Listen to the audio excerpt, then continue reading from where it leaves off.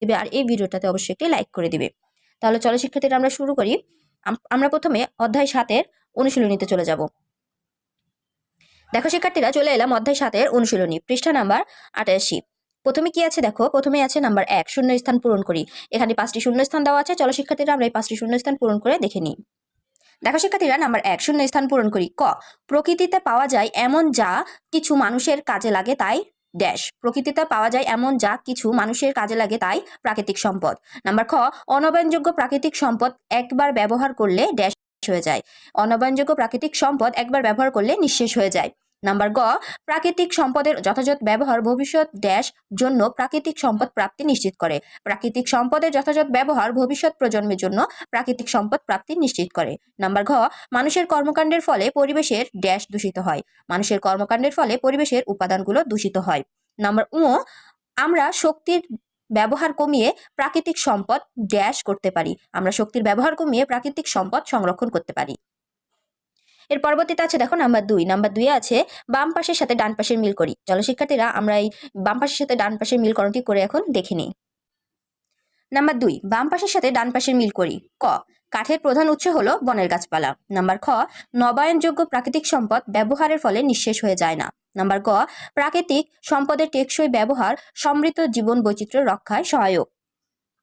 Number ঘ, মানুষ গাছ কেটে বায়ু, পানি, ভূমির দূষণ ঘটিয়ে পরিবেশের পরিবর্তন ঘটায়। নাম্বার উ, প্রাকৃতিক সম্পদ পরিমিত ব্যবহার করার অর্থ হলো এগুলোর সাশ্রয়ী ব্যবহারের পাশাপাশি অপ্রয়োজনীয় ব্যবহার রোধ করা। এর পরবর্তীতে আছে নাম্বার 3। নাম্বার 3 আছে শুদ্ধ অথবা অশুদ্ধ নির্বাচন করি।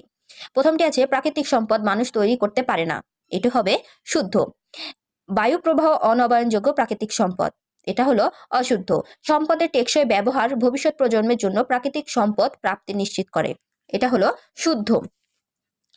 কাগজ থেকে মণ্ড তৈরি করে পুনরায় কাগজ তৈরি করা হচ্ছে, সম্পদের পুনর্ব্যবহার, এটা হলো অশুদ্ধ। এর পরবর্তীতে আছে দেখো পৃষ্ঠা নাম্বার 89। পৃষ্ঠা নাম্বার 89তে আছে নাম্বার 4, সংক্ষিপ্ত উত্তর প্রশ্ন। এখানে 5টি সংক্ষিপ্ত প্রশ্ন দেওয়া আছে। চলো শিক্ষার্থীরা আমরা এই 5টি প্রশ্নের উত্তর লিখে দেখে নিই। নাম্বার 4, সংক্ষিপ্ত উত্তর প্রশ্ন। প্রশ্ন নাম্বার ক, প্রাকৃতিক সম্পদ কাকে বলে? উত্তর, প্রকৃতিতে পাওয়া যায় এমন যা কিছু মানুষের কাজে লাগে তাই প্রাকৃতিক সম্পদ। প্রাকৃতিক নিয়মে এই সকল সম্পদ তৈরি হয়, মানুষ এগুলো তৈরি করতে পারে না, যেমন সূর্যের আলো, পানি, বাতাস ইত্যাদি। প্রশ্ন নাম্বার খ, কয়লা ও প্রাকৃতিক গ্যাস কি ধরনের প্রাকৃতিক সম্পদ? উত্তর, কয়লা ও প্রাকৃতিক গ্যাস অনবায়নযোগ্য প্রাকৃতিক সম্পদ, কারণ এগুলো ব্যবহারের ফলে নিঃশেষ হয়ে যায়। প্রশ্ন নাম্বার গ, বনজ সম্পদ কিভাবে পরিবেশকে বাসযোগ্য করে তোলে? উত্তর, বন নানা ধরনের গাছপালা, জীবজন্তু ও পাখির আবাসস্থল। মানুষের প্রয়োজনীয় অনেক কিছুই বন থেকে সংগ্রহ করা হয়। দৈনন্দিন জীবনে ব্যবহৃত কাঠের প্রধান উৎস হলো বনের গাছপালা। বনের গাছপালা আমাদের ঘরবাড়ি, আসবাবপত্র, বই খাতা তৈরি করার জন্য কাঠের যোগান দেয়, রান্নার জন্য জ্বালানি কাঠের যোগান দেয়। গাছপালা আমাদের শ্বাস নেওয়ার জন্য প্রয়োজনীয় অক্সিজেন তৈরি ও সরবরাহ করে। বনের গাছপালা বায়ুকে নির্মল করে, মানুষের জন্য পৃথিবীকে বাসযোগ্য করতে সাহায্য করে। তাছাড়া বনের জীবজন্তু, গাছপালা ও পশু পাখি পরিবেশের ভারসাম্য রক্ষা করে। প্রশ্ন নাম্বার ঘ, পানি দূষিত হলে জীবের উপর কি প্রভাব পড়ে? উত্তর, পানি একটি গুরুত্বপূর্ণ প্রাকৃতিক সম্পদ। জীবের বেঁচে থাকার জন্য বিশুদ্ধ পানি অপরিহার্য। নানা রকম আবর্জনা, রাসায়নিক পদার্থ ও বর্জ্য পদার্থ দ্বারা নদী, নালা, খাল, বিল, হ্রদ, সাগর ও মহাসাগরের পানি দূষিত হয়। এতে মাছসহ জলজ জীবের বসবাসের পরিবেশ নষ্ট হয় এবং এদের বিলুপ্তি ঘটে। এছাড়াও দূষিত পানি পান করলে আমাদের নানা ধরনের পানিবাহিত রোগ সৃষ্টি হয়। প্রশ্ন নাম্বার উ, কিভাবে গৃহস্থালী কাজে পানি অপচয় কমানো যায়?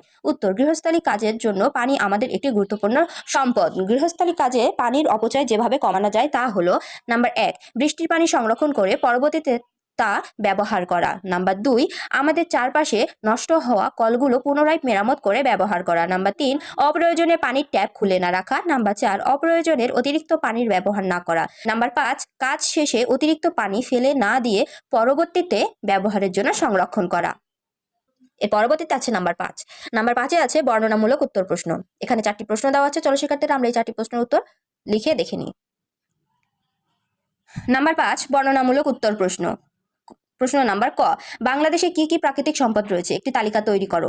উত্তর, যে সকল সম্পদ প্রাকৃতিক নিয়মে তৈরি হয় তাদেরকে প্রাকৃতিক সম্পদ বলে। বাংলাদেশে যে সকল প্রাকৃতিক সম্পদ রয়েছে তার একটি তালিকা নিম্নরূপ। নাম্বার 1, সূর্যের আলো। 2, বায়ু প্রবাহ বা বাতাস। 3, পানি। 4, বনজ সম্পদ, বনের নানা ধরনের গাছপালা। 5, খনিজ সম্পদ, খনিজ তেল, কয়লা, সোনা, রূপা, লোহা, তামা, ধাতু, প্রাকৃতিক গ্যাস, সোনা, বালি, কঠিন শিলা, চুনাপাথর। নাম্বার 6, ভূমি সম্পদ, খেলার মাঠ, ফসলের মাঠ, রাস্তাঘাট। প্রশ্ন নাম্বার খ, বন ধ্বংস হলে পরিবেশের কি ক্ষতি হয়, ব্যাখ্যা করো। উত্তর, বন উজাড় বা ধ্বংস করা মানে বনের একটি বিশাল এলাকা আর গাছ কেটে ফেলা। গাছপালা আমাদের অক্সিজেন দেয়, এরা অক্সিজেন ত্যাগ করে বায়ুকে নির্মল করে, প্রাণীদের বসবাস করার জায়গা দেয়।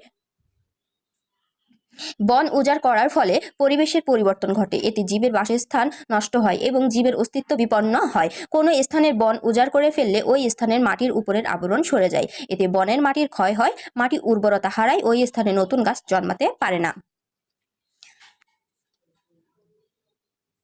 প্রশ্ন নাম্বার গ,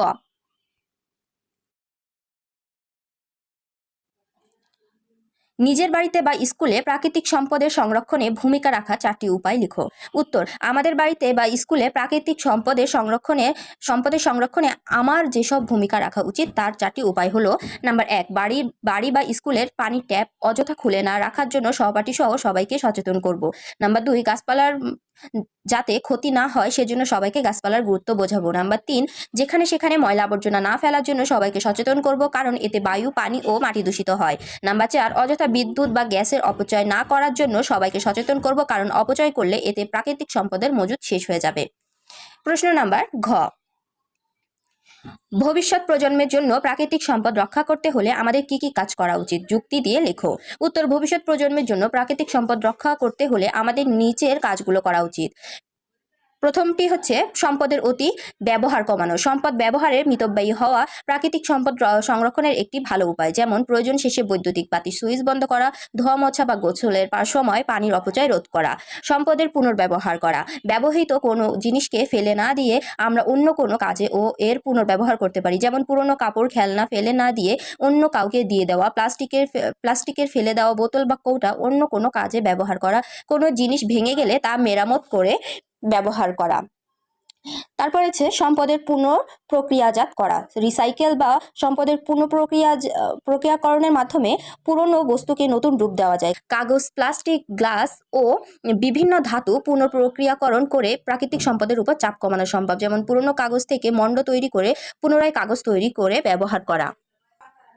অনবায়নযোগ্য জ্বালানির ব্যবহার কমানো প্রাকৃতিক সম্পদ সংরক্ষণের একটি ভালো উপায় হলো অনবায়নযোগ্য জ্বালানির ব্যবহার কমিয়ে নবায়নযোগ্য সম্পদ যেমন সূর্যের আলো, বায়ু প্রবাহ, পানি স্রোত ব্যবহার করে শক্তির উৎপাদন করা। আজকে এই পর্যন্ত শিক্ষার্থীরা, পরবর্তী ক্লাস আমরা অধ্যায় 8 পড়ব।